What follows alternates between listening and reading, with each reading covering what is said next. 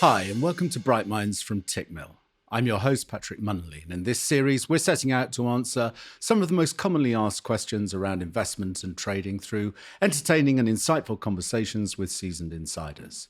Throughout history, financial crises have tested the resilience of economies, industries, and traders, from the Great Depression to the more recent global financial crisis. These pivotal moments have reshaped the way we view and navigate financial markets. While the chaos of these events can strike fear into the hearts of investors, by adapting your investment strategy, it's possible to weather the storm, and there are even potential opportunities for smart traders to profit during turbulent times. The COVID-19 pandemic provided a remarkable example of how markets can be profoundly affected by crisis. In the first quarter of 2020, global stock markets experienced one of the most dramatic sell-offs in history, which saw the Dow Jones Industrial Average losing 12.9% of its value in a single day, and UK GDP declining by 9.7%. Despite this turmoil, traders who were willing to take calculated risks and enter the market at the right moment managed to capitalize on the volatility, leading to substantial gains. Trading in crises demands a unique set of skills and an understanding of how market dynamics can shift rapidly. It requires not only a keen eye for spotting opportunities amidst chaos, but also the ability to manage risk effectively. The stakes are high, as the wrong decision can lead to significant losses. So what causes recessions and market volatility? How are current events affecting the market? And what can we do as investors to protect our capital and ride out a downturn?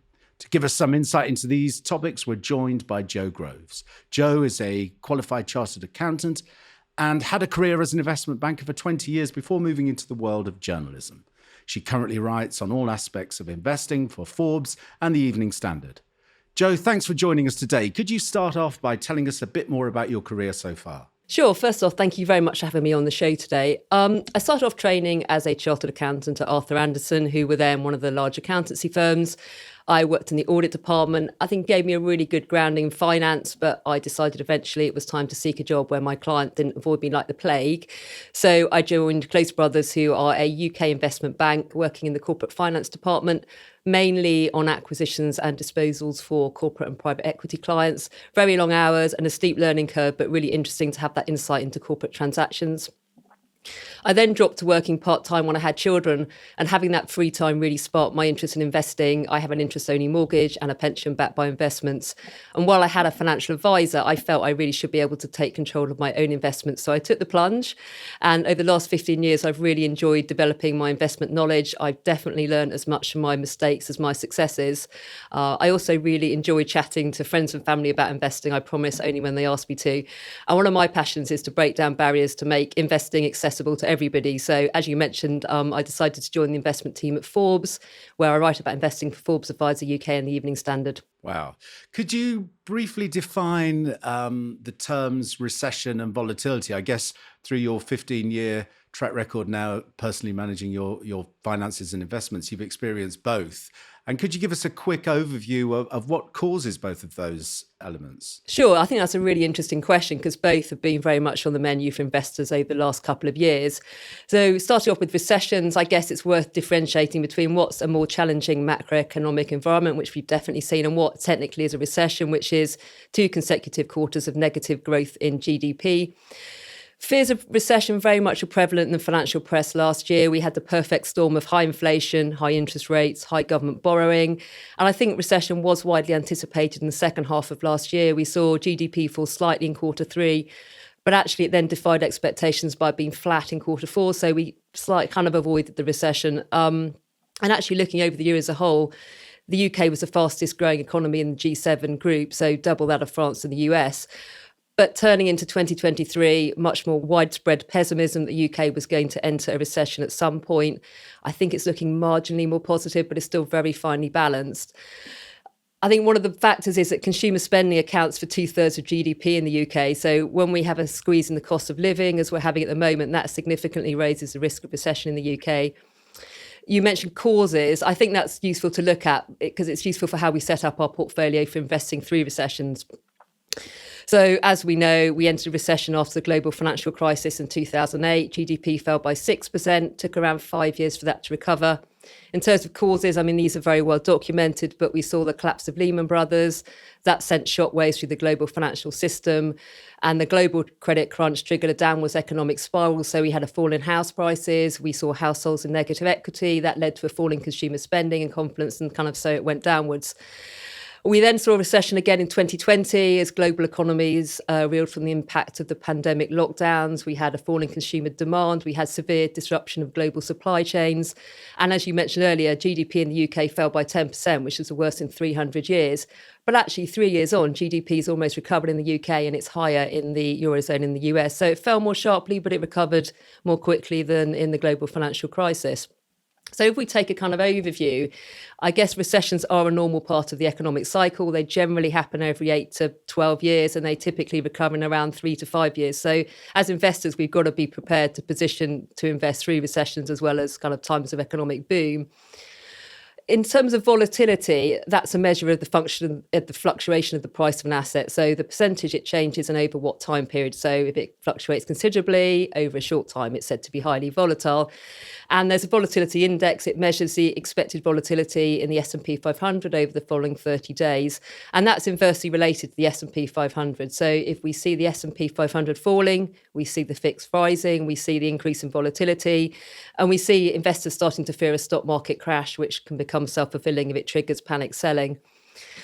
Unsurprisingly, we saw the VIX spike in 2008 at the global financial crisis and also in 2020 at the start of the pandemic. But actually, even after that, it remained slightly elevated in 2021 and 2022. We had fears of a possible recession. We had the invasion of Ukraine and we had fears of a wider banking crisis. We saw the collapse of Silicon Valley Bank in the US and the rescue of Credit Suisse in Europe. Looking now, I think relative calm has been restored. The volatility index has fallen back to near average levels, but it's obviously still something that could be spiking up in the future. I think probably worth mentioning at this point, we all know Warren Buffett, legendary investor, but one of his supposed quotes is, rule number 1, never lose money. Rule number 2, never forget rule number 1. And I think it's certainly true to say that the easiest way to make money in the long term is not to lose it over the short term. So if your asset's falling by 50%, it needs to rise by 100% to get you back to break even. So I think some investors are comfortable with volatility from equities. Some aren't, particularly if they're, for example, about to draw a pension. So I think overall volatility definitely worth considering if you're looking at ways of positioning your portfolio more defensively. The get rich quick scheme is what draws a lot of people into it. And like you say there, one of the key elements really is preservation of capital before profit on capital. And people often overlook that.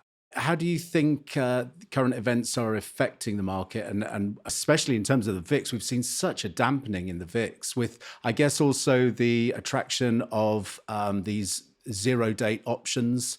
A lot of money is flowing into those. And prior to that, people would have been protecting the downside by maybe allocating capital to the VIX, whereas now they're just chasing upside with these zero to date option expirations. As you say, there's still a high level of uncertainty in the market, and that is creating potential risk and volatility for investors.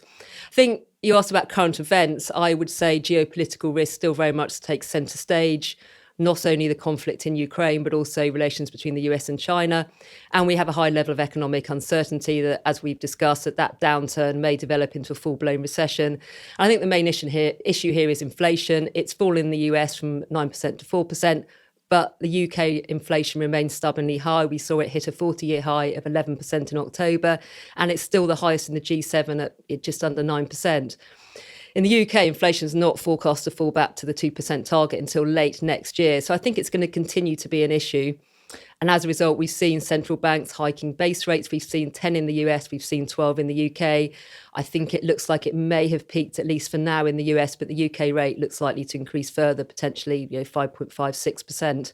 So in terms of how those current events have played out on stock markets over the last 18 months, I think the US and the UK have been on very different trajectories. 2022 saw a bloodbath for the tech-heavy NASDAQ index. It fell by a third. Meta and Tesla hit even harder. They saw drops around 2/3. And we saw interest rates taking their toll on tech stock valuations. And with fears of a recession, I think investor sentiment switched very much from growth stocks to more defensive options. And the FTSE 100, which is full of blue chip plodders in more defensive sectors, reaped the rewards. It delivered a 1% gain in 2022, not huge, but notable given steep falls elsewhere. And it broke through the magic 8,000 barrier in February this year.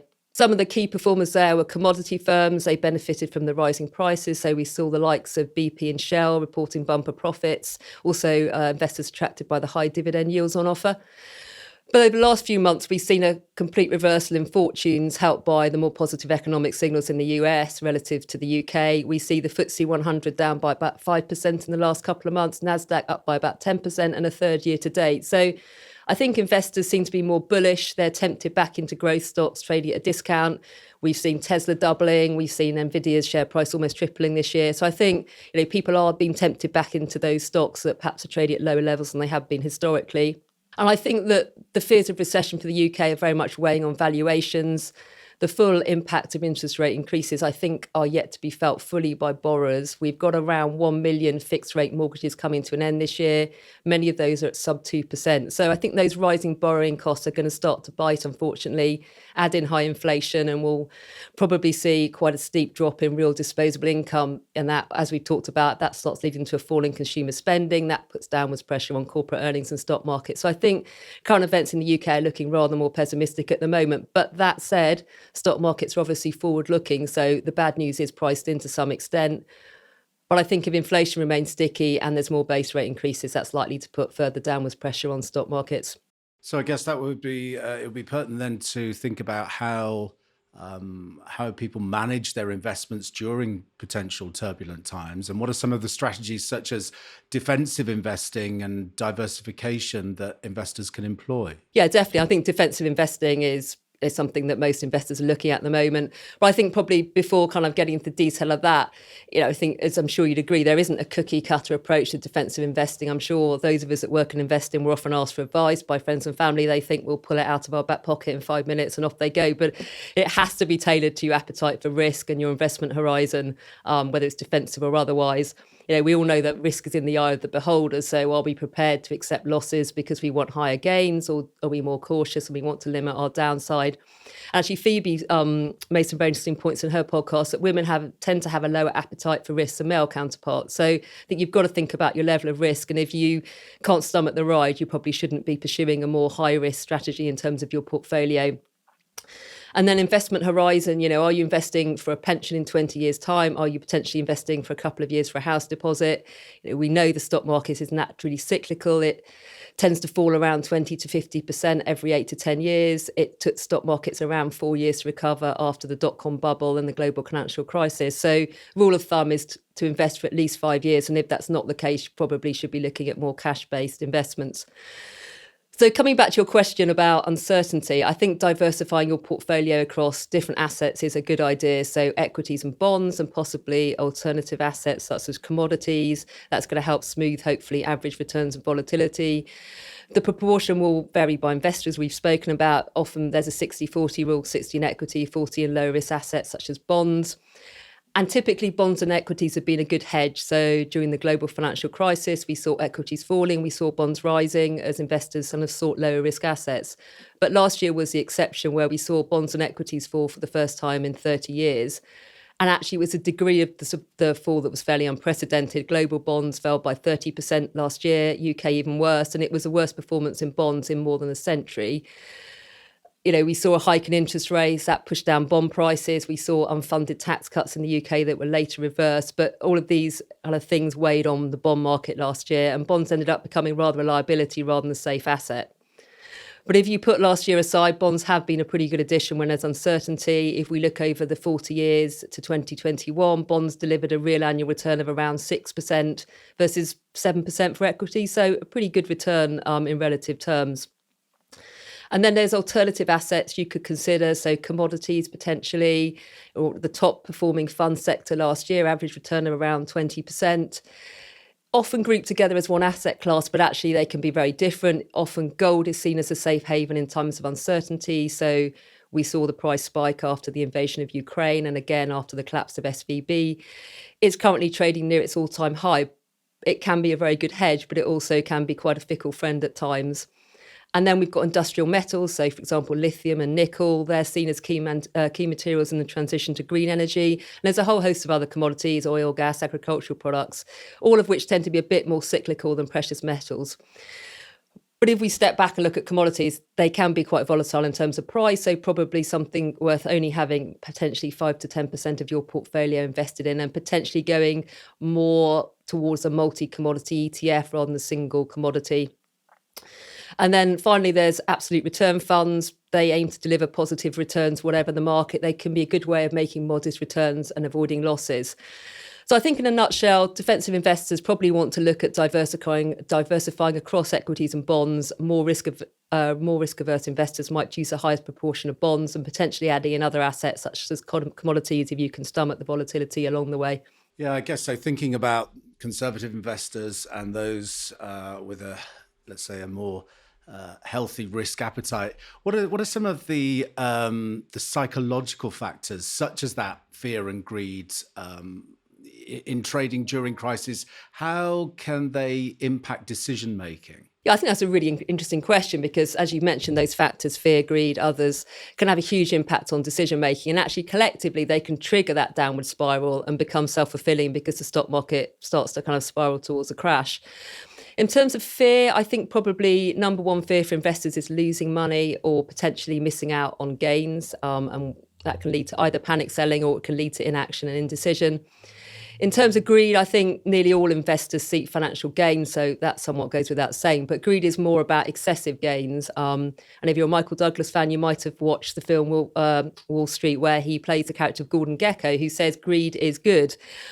But unfortunately, greed isn't always good for investors because it can tempt us to seek high-risk investments, kind of chasing those high returns.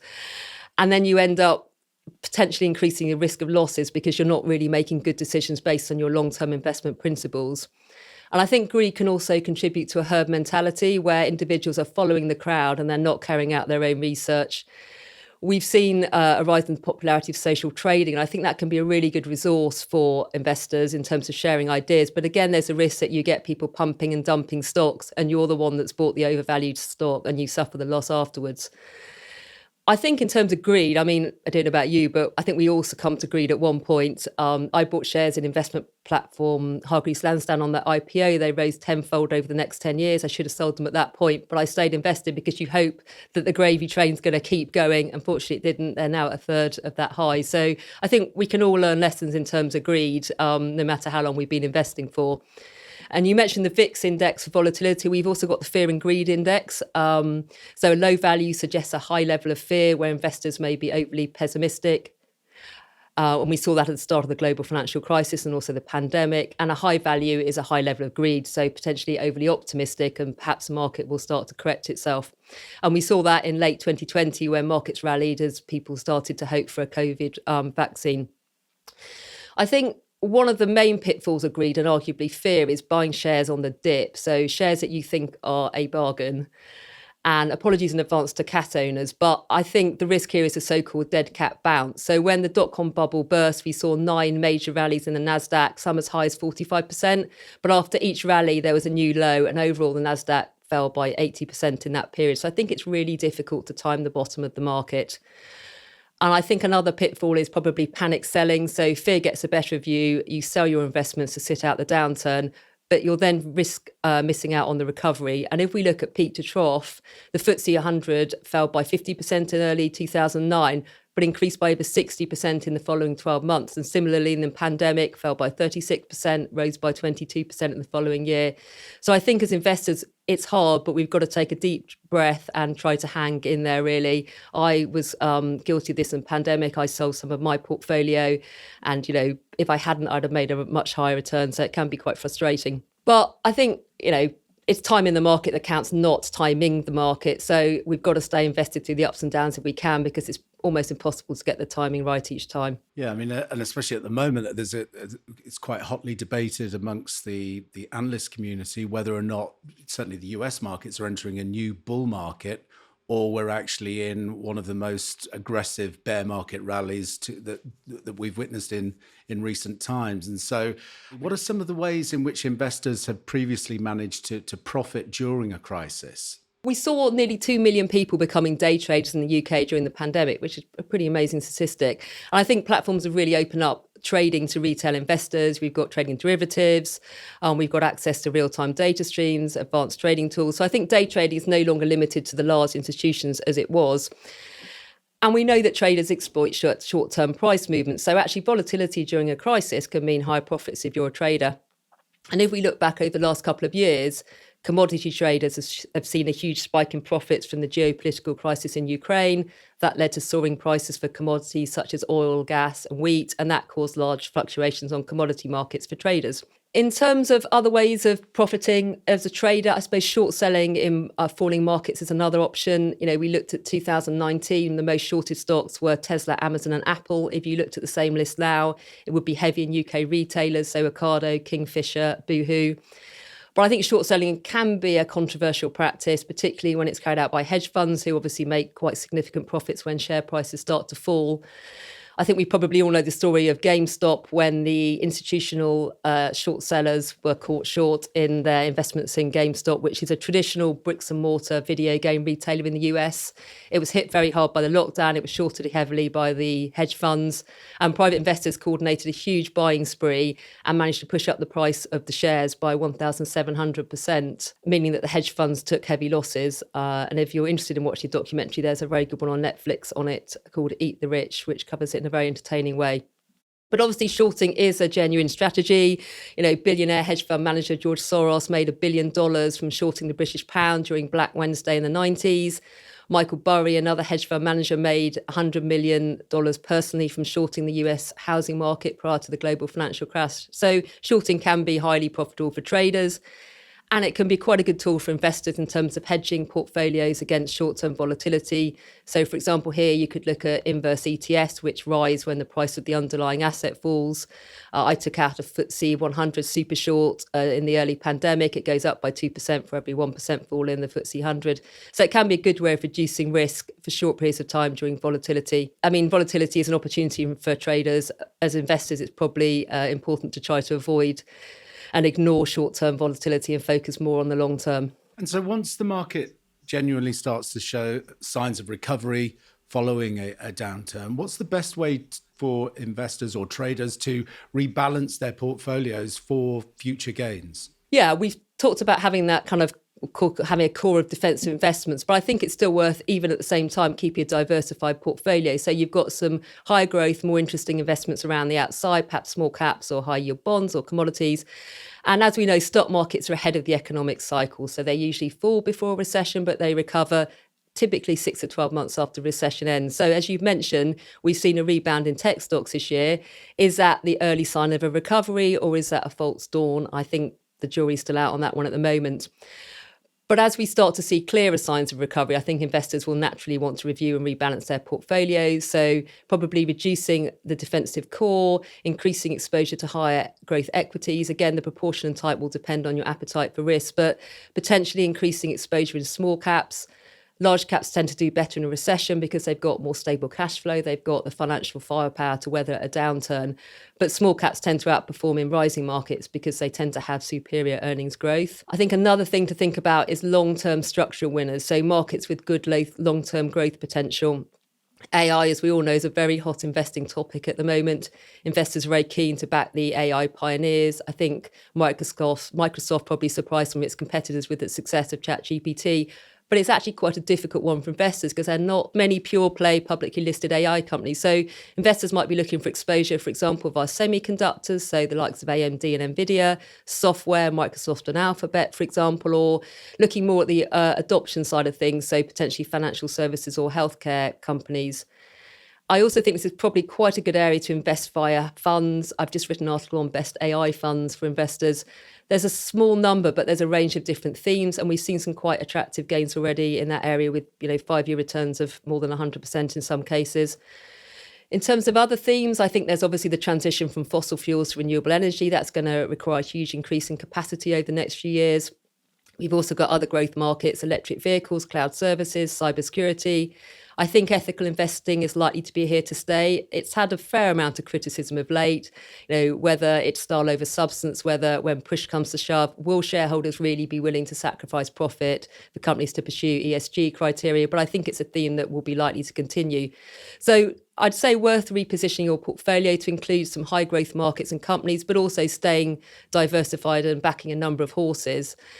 I think in terms of returns, those really high returns of the last bull run are unlikely to be repeated over the next few years.